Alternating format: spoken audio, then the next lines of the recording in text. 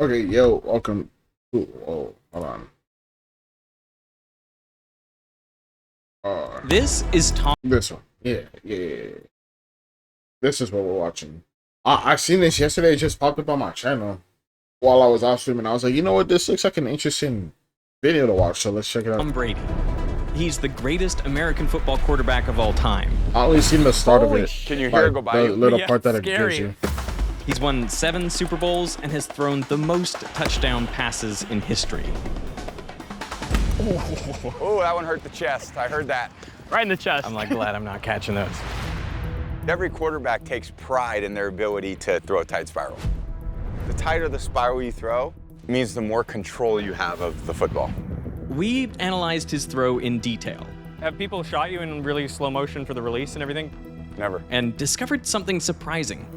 Even Tom Brady can't throw a perfect spiral. Just look. Said, hut. On his deep passes, no matter I don't know why it's lagging like this, bro. I don't got anything open. Hold on. Maybe how closing that hard he helps. tries to spin the ball cleanly around its long axis, if you look closely enough, you'll notice this little wobble. Not only that, there's a slight drift to the ball, which means even Tom Brady can't throw straight. Virtually all his long passes curve to the right. But these aren't mistakes. They're actually fundamental to the physics of throwing a football accurately.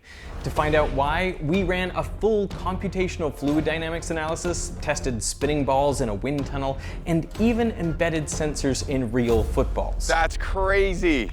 Now, admittedly, who are we to tell Tom Brady anything about football? I've never really No played way. much football. No I way. grew up in Canada. No way that's your I'd actual be throw. much happier. I'm playing actually really hockey. disappointed if that's like, your why actual can't I throw. throw at all? That is so rough. Okay, well, he'll walk you through it. I'm not gonna bother doing it. Yeah. Try to do this. Over-exaggerate the tilt. So instead of standing Yeah. straight up, Lean forward. lean like you're almost like a shortstop, right? Yeah. And like you're falling over, Yeah. and then you're just here, Ooh, like that. good catch. So good lean catch. over a little Like, bit. Like not ready for So it. get down like a shortstop. Yeah, Even like more. this. Even more? Yeah. Now Yeah. throw it sidearm. I feel like this is weird. There you go. That was a better throw. That is a better throw. It was really good. What's the key to throwing like a really tight spiral? The key to me is, first of all, you got to have very light grip pressure on the football. I learned over a period of time that I had to be really efficient with my mechanics. I had to have all my energy going right toward the target with a very relaxed posture. And then it's a really smooth, efficient throwing motion. And then how are you actually imparting the spin to the ball? So you're really popping your wrist at the end. So I can even go really slow and just pop my wrist at the end. And even that little bit of wrist pop will create a little snap on the ball as it releases from my fingertips. Henry, you can't drop the easy one. I'm good. That snap and the spin it creates is the key to Brady's record-breaking throw. But the big question is, why? I mean, what does the spin actually do to the football? Gives it more It speed. seems like such a simple question, but the physics turned out to be much more complicated than I initially thought. In fact, physicists studying the problem didn't get close to the real answer until just 5 years ago. So let's break it down from the start. A question for Tom is, can he throw the ball without spinning it? Like a knuckleball? Yeah. Can you knuckleball a football? Yeah, I could try. Can I throw it underhand? Yeah, however you want to toss it. Even overhand, there's no way to do it without getting a spin on it, or it's just gonna mess with you. I mean, you'd have to almost throw it sideways. Yeah. No, that spun a little bit. That's When you launch interesting. a ball without spin, perfectly aligned with the direction of motion, No it spin seems like the is air kinda flowing over the weird. ball will be totally symmetric. But this is unstable. Any slight disturbance, like a tiny bit of wind, will cause more air to hit one side than the other. And that starts to change the ball's orientation. And now, more area on that side is exposed to the oncoming air, so it deflects even more. So drag on the ball increases, it's pushed off course, and it can begin to tumble. The total drag force on the ball is proportional to the area presented to the airflow and the drag coefficient. That's just a measure of how streamlined an object is. Pointed straight in the direction of motion, a football is pretty streamlined with a drag coefficient of just 0.14. That's better than a bullet. But on its side, the drag coefficient is 0.85, which is worse than a cow. Man, I'm learning a lot today. That's what I'm gonna use with all the quarterbacks going, man, your drag coefficient sucks. What are we doing? We need 0.14, 0.85, no good. When you own your own business, you own every decision. And to make matters worse, when a football is going sideways, it exposes nearly 70% more area to the oncoming air. And combined with the higher drag coefficient, this means that the drag force is 10 times greater than when the football is aligned with the throw. So an unspinning ball can end up going sideways, meaning it decelerates up to 10 times faster, plus as it tumbles, the air pushes on it in different directions, making it move unpredictably. Now, in some cases, you actually want this. Like when kicking the ball back to the other team, punters sometimes intentionally kick the ball end over end so that it gets pushed around erratically. That makes it far harder for the opposing team to predict where the ball's gonna go and get under it. But when you're passing to your own team, you want the ball to be predictable and go as fast and as far as possible. And for that, you need spin. The benefits of spin really became clear in the mid-1800s during the Crimean War. Back then, soldiers were armed with muskets that fired round lead balls. And to make reloading faster on the battlefield, these musket balls were made significantly smaller than the barrel. But when the gunpowder was ignited, some of the expanding gases would then escape around the bullet, making the bullet's exit velocity unpredictable. This, combined with inconsistent manufacturing and the round ball's poor aerodynamics, meant that muskets were somewhat unreliable. There was a British Army musketry instructor who famously said, "I'm willing to stand and be shot at all day long, as long as whoever's shooting at me with the smoothbore musket promises to aim at me every single time," because he knew the bullet's never actually going to go where the gun is being aimed. All of that changed in the fall of 1854. Russian troops huddled in Sevastopol under siege by French and British forces. The soldiers watched as British troops set up on a distant hillside. They were far out of standard musket range, so the Russians weren't worried. When suddenly, a window shatters. They were shooting through the windows of the Russian barracks at their naval base in Sevastopol, 900 yards away. They're shooting bullets through the windows. But these were no ordinary bullets. 8 years earlier, an enterprising French army officer, Claude-Étienne Minier, made a breakthrough. He developed a conical bullet with a hollow base and an iron plug that would fit into it. So when fired, the gas pressure drove the plug into the base, which expanded the bullet, pressing it firmly against the barrel walls, so no gas could escape. This made the bullet's muzzle velocity much more predictable. But it also enabled something else. The expanded bullet could grip spiral grooves carved into the inside of the barrel, called rifling. This imparted spin to the bullet as it shot out. And this is key, because all spinning objects have a fundamental quantity they conserve, angular momentum. This helps them resist changes in their orientation. It's just like the spinning top. Now, without spin, the top just falls over like you'd expect. But if we add a little bit of spin, we can see that it resists changes in its orientation. So if I give it a little touch, it reorients itself in the direction of its angular momentum. A similar thing happens with a spinning bullet. Its angular momentum resists changes to its axis of rotation. So even if wind applies an unbalanced force to the bullet, it maintains its orientation. This reduces drag and helps the projectile fly further, faster, and more accurately.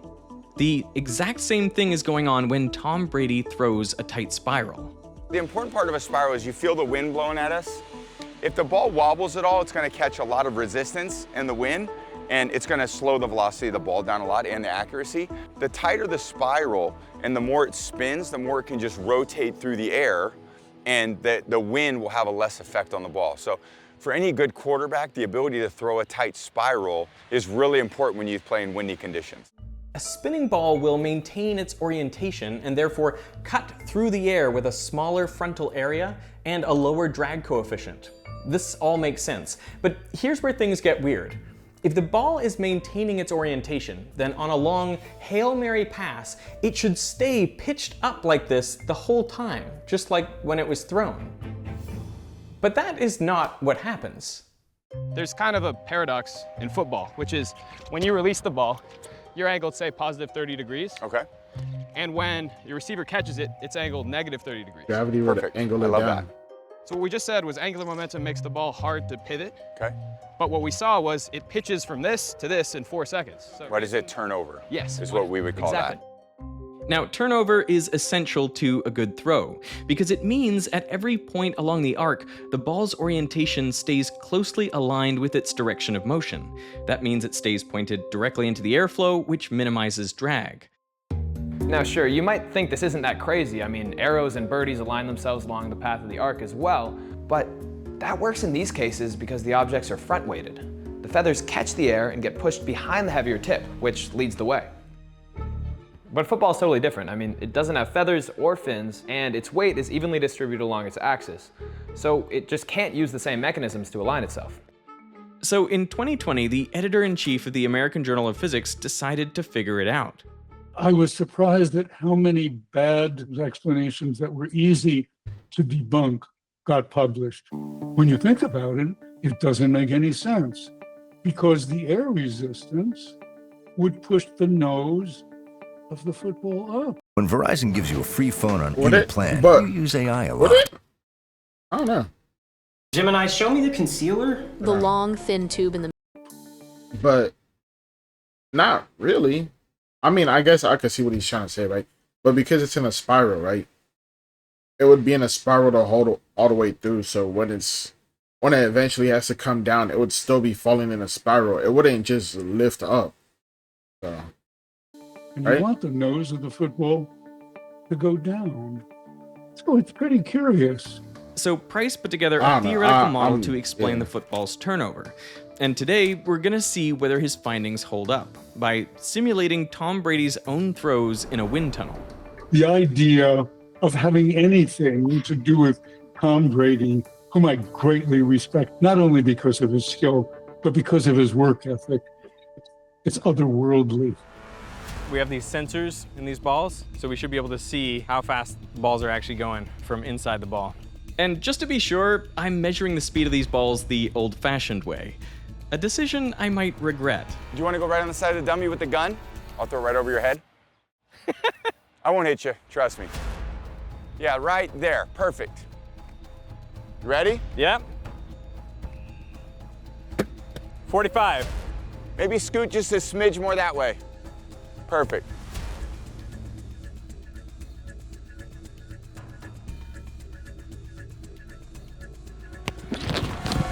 Holy sh! 46. You can do another one? Yeah. Mm. 49. God, that's scary. That's like 80 kilometers an hour. But would you actually use that speed in a game? That'd be a good speed. That's a normal pass. That's like terrifying. And that's just for a regular throw. For his long throws, the speed jumps even higher, over 60 miles per hour. That's almost 100 kilometers per hour. Now, I'm not about to step in front of that cannon. I was not built for being an athlete. You're built for analyzing the.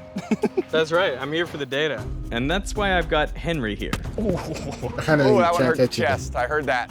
Sure you don't want to swap in, Derek? You're doing great. I'm dead. When Tom Brady is throwing, you gotta react fast. But that kind of pressure isn't limited to the football field.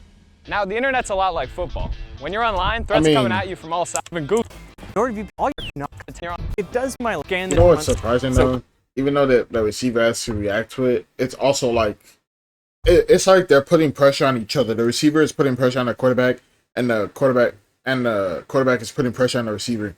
Because like you gotta react to the ball, right? But the receiver also has to, or the quarterback also has to get the ball to the receiver on time without missing a beat, which is pretty interesting if you think about it that way. Because like if they're slow, then it'll get broken up, right? So you gotta be on. It's really pretty dope. You can try it out completely. ESPN for sponsoring this video, and now back to Tom Brady.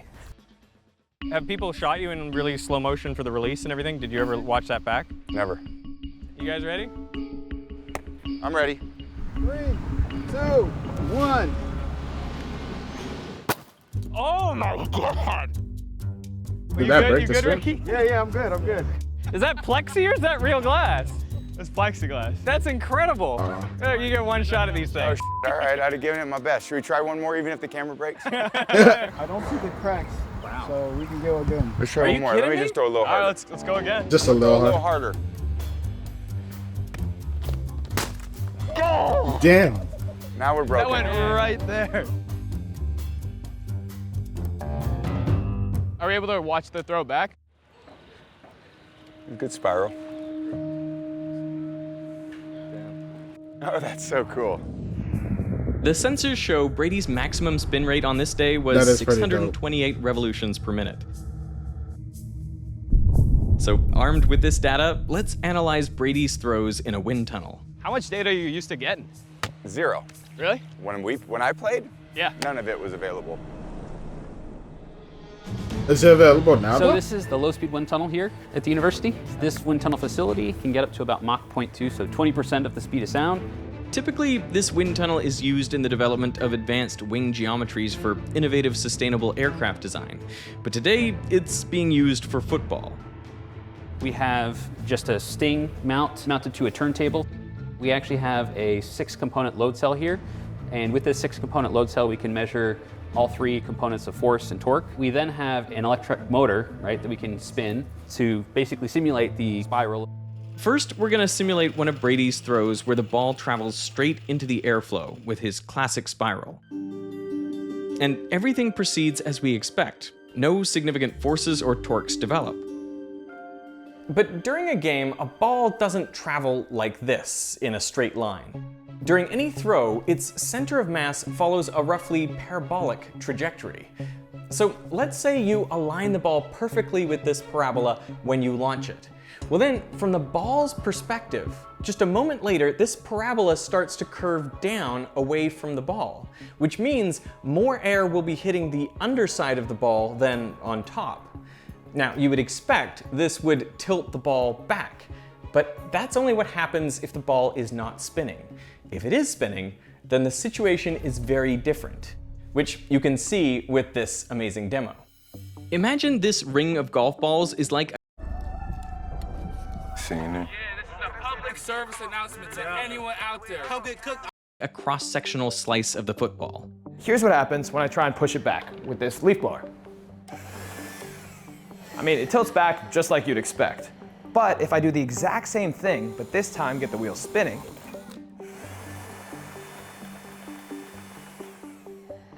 tilts out to the right. And you can see why if we slow it down. So as the ring passes the leaf blower, that's where the force is applied. But each ball still has momentum in the direction of rotation. So it actually reaches its peak 90 degrees further along from where the force is applied. And this is known as gyroscopic precession. So if the wind was hitting it, it's going to keep the point up. So you'd think that it would just push it back. Right. But because it's spinning, when you push up, it actually tilts to the right. Oh, interesting. But it doesn't stop there. As the ball tilts right, it exposes more area on that side. So now, because of gyroscopic precession, the ball pitches downward.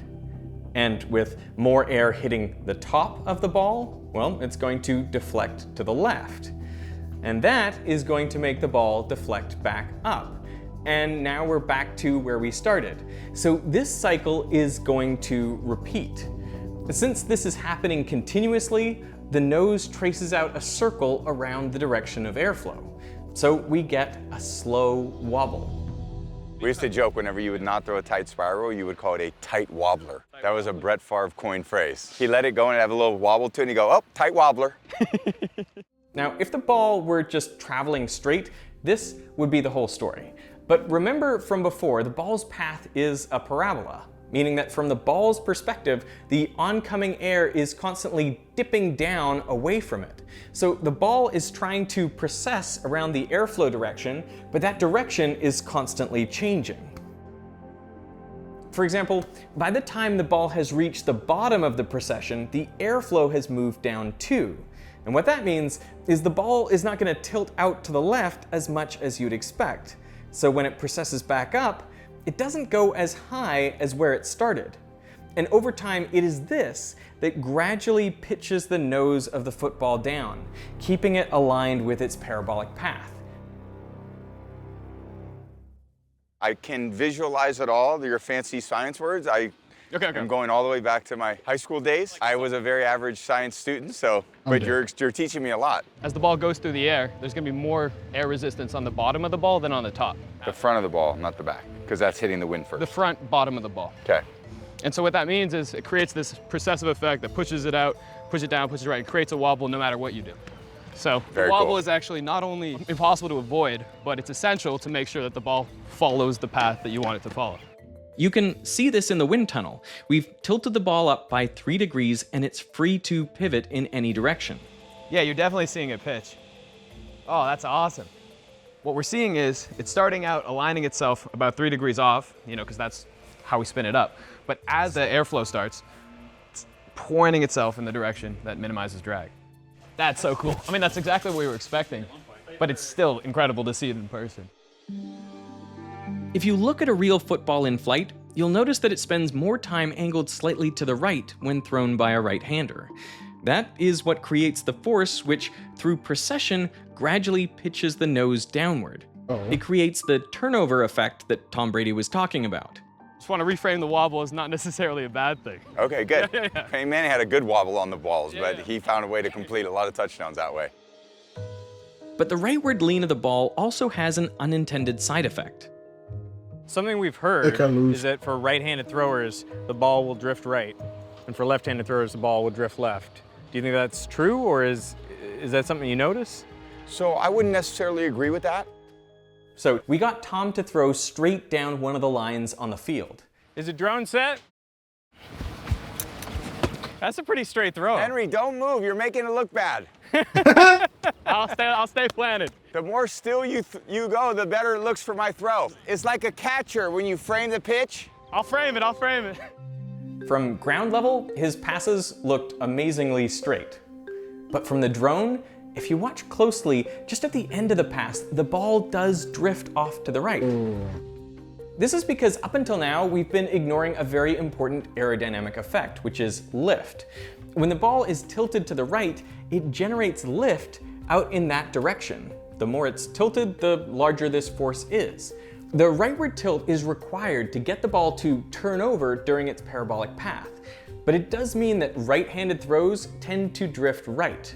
The effect is subtle, but some players notice it intuitively.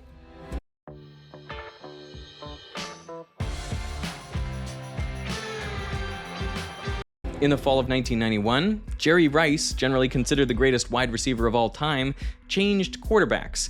In place of the right-handed Joe Montana, he was now catching passes from the left-handed Steve Young. And for Rice, something felt off.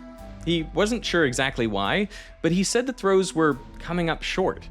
Of course, what was actually happening was that the ball was drifting away from where he expected it to be. Joe Montana's right-handed throws drifted to the right, whereas Steve Young's drifted left. That's interesting. It's a subtle effect, but it's all part of the precession that minimizes drag on the ball and lets it fly farther, faster, and more accurately. That's really interesting. So it's not because you're a bad quarterback throwing it with a wobble, it's because wind, Okay, so what if you're in a dome and there's no wind? See, that's a great question. So I'm just saying this is just air resistance. So even in a dome, the same thing would happen. Whether in an outdoor stadium or a closed-top dome, the ball will always wobble. But outdoor stadiums are significantly harder to throw in because of the wind. With the ball being thrown at 50 to 60 miles per hour, most of the airflow over the ball is due to its own motion. But in winds gusting over 15 miles per hour, the weather starts to play a major role. We commissioned the NFL data team to do an analysis of completion percentage in outdoor stadiums versus indoor domes. And they found that throws in indoor stadiums are consistently more accurate, no matter the distance. So maybe Brady was hard done by Foxborough, New England's stadium. I'm dead. Do you prefer to throw in a game when it's no wind? Do you prefer wind, rain, snow? Does it matter? I preferred outdoor, 70 degrees, humid, tiny little breeze just to keep you cool. Right. But why did you like being outdoors as opposed to being in a dome? I felt like my depth perception was a little better outside. I like just the natural feel of the natural air. The dome always felt like a vacuum. Do you think you had an edge if the weather was bad compared to other quarterbacks? I would say yes. And the reason why is I say I practiced in it all the time. And I think getting used to the conditions and the familiarity of the wind, of the humidity, of the rain, of the snow, you know, grass field, turf field. I knew exactly what to wear for every single condition. I played 23 seasons, 100 to 120 practices a year. So that's over 2,000 plus practices. That's crazy. You know the thickness you want in your sleeves. You know, okay, what's the temperature? It's 50 degrees. Okay, this is the shirt I wear when it's 50 degrees. Oh, it's 35 degrees. This is the 2 shirts I wear when it's 35 degrees. You know, this is the muff that I wear. You know, this is how many heat packs I put in the muff to keep my hand warm when it's 30 degrees versus 50 degrees. You had it all dialed in. You just have to. I mean, you just observe over time and you know, get better and better. It's a lot like an F1 car. You know, everything is just fractions of, you know, things to do to make yourself feel the most comfortable.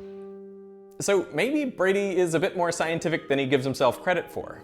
Over 383 career games, more than 7,700 completed passes, and tens of thousands of hours on the field, Brady intuitively understands all the physics we've just analyzed. Plus, he knows how to harness these effects to get the ball where he wants it to go with just a few seconds to throw it. In a game where perfection is impossible, he's internalized all the complex physics, the kinematics, the aerodynamics, and he still makes it look simple. Yeah, I don't have to move. So we actually made a video together with Tom Brady teaching us how to throw a football. And if you want to learn more about that, you can check it out right here. Now what we got for you are some balls that you've never thrown before. Oh God, what do you guys got cooked up? But we're not done yet. What the heck? In other sports, surfaces are engineered down to the smallest detail to control airflow. But footballs, they've hardly changed in decades. So we tested whether a football's design is really optimal.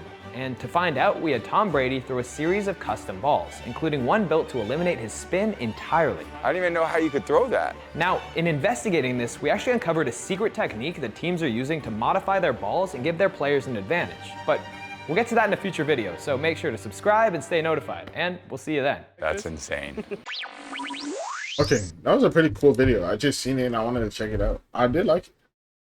Learned a lot of new stuff. 19th century warfare and my Tom Brady. I'm dead. But yeah, like, subscribe. See you guys later. Hope you have a good day or night, and bye.